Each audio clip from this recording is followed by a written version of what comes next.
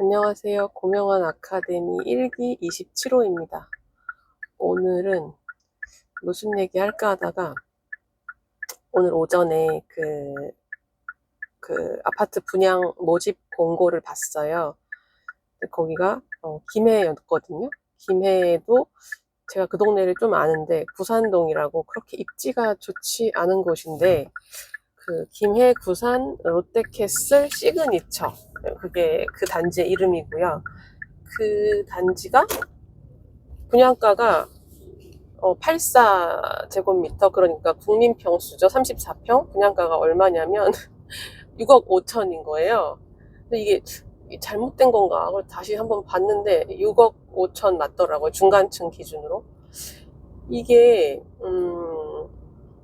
익산도 한 5억, 전라북도 익산도 5억대가 나와가지고 작년에 한번 난리가 났었는데 깜짝 놀랐는데, 이게 분양가가 지금 미쳐가고 있고, 특히 지방이 미쳐가고 있고, 그다음에 수도권, 특히 서울, 강남은 거래가가 미쳐가고 있는 게 반포의 원베일리라고 아실 거예요. 원베일리가 그 한강 뷰가 나오는 거가 원래 한 45억, 48억 막 이랬었는데, 한강 뷰는 매물도 없지만 이제 부르는 게 가격이다 그랬어요. 84제곱미터 국평 기준으로 34평 기준 말씀드리는 거예요.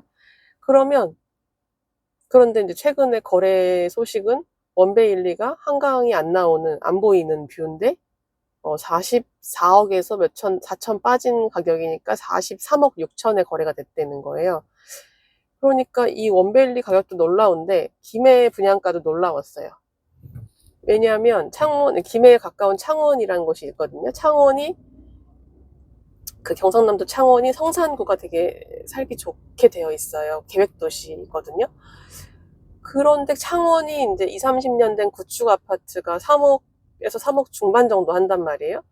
그런데 이 김해의 입지도 안 좋은 곳이 분양가가 6억 5천이라는 게, 뭐 청약 경쟁률은 나와봐야 알겠지만 별 볼 일 없을 수도 있는데, 어찌됐든 간에 그 수익이 나야 분양을 하는 거니까. 모든 산업은 돈이 안 남으면 돌아가지가 않잖아요.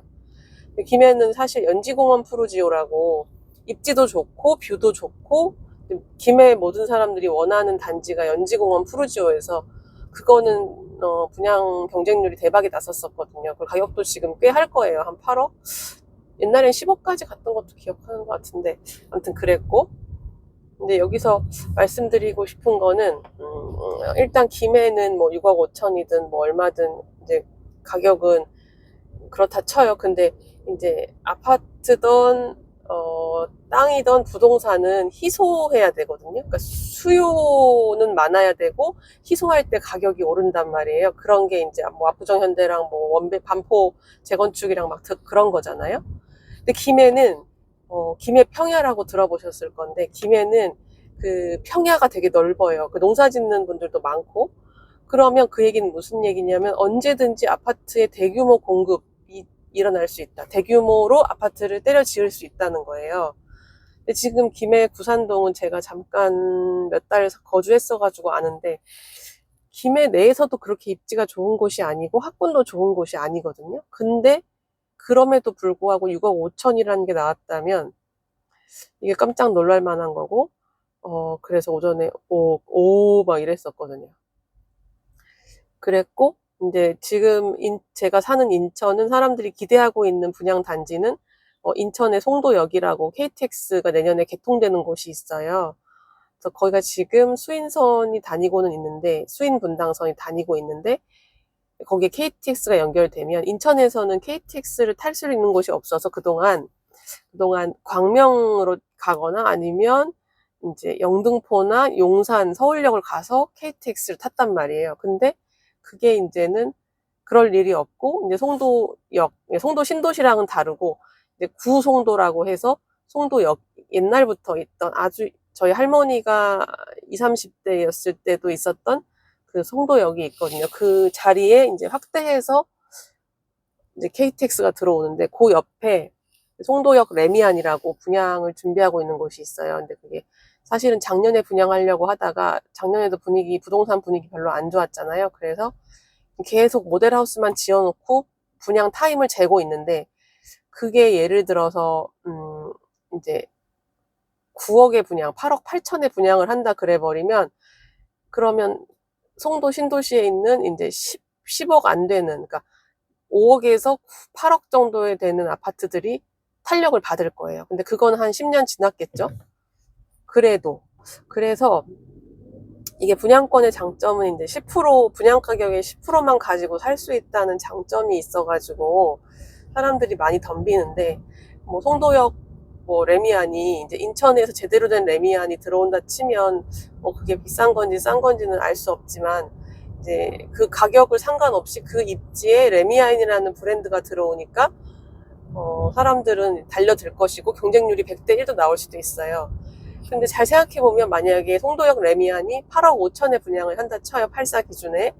그러면 김해 구산 그 롯데캐슬 시그니처가 6억 5천이면 입지 자체로도 말도 안 되는 데다가 2억밖에 안 비싼 거니까, 그러면은 송도역 레미안이 메리트가 있다고 볼 수 있는 거죠. 그래서 이제 이렇게 보통의 분들은 자기 동네의 분양가밖에 잘 모르시고 자기 동네 단지의 가격만 이제 네이버 부동산이나 호갱노노나 아실 같은 사이트로 뒤져서 대충 알고 계시단 말이에요. 그러면 경기도 사람은 또 인천 아파트 가격을 잘 모르고, 인천 사람은 또 서울 아파트 가격을 잘 모르고, 조금 관심 있는 분들은 이제 수도권 가격을 대충 알고 계시고, 거기서 더 나아가서 이제 저처럼 이렇게 취미로 전국의 아파트 가격을 다 머릿속에 넣고 싶어 하는 사람들은 약간 취미이면서 그냥 재미있는 놀이거든요. 다 보면 지금 미친 거거든요. 그래가지고 김해에 입지 안 좋은, 경상남도에 입지 안 좋은 곳의 분양가도 6억 5천이다. 근데 만약에 수도권, 특히 이제 역세권의 아파트가 만약에 9억 이하에 분양하는 거는 사도 괜찮다. 이렇게 마무리를 해야 될 것 같아요. 네네. 그렇다고요. 저녁 맛있게 드시고, 네, 오늘 좋은 불타는 금요일 보내세요. 들어주셔서 감사합니다.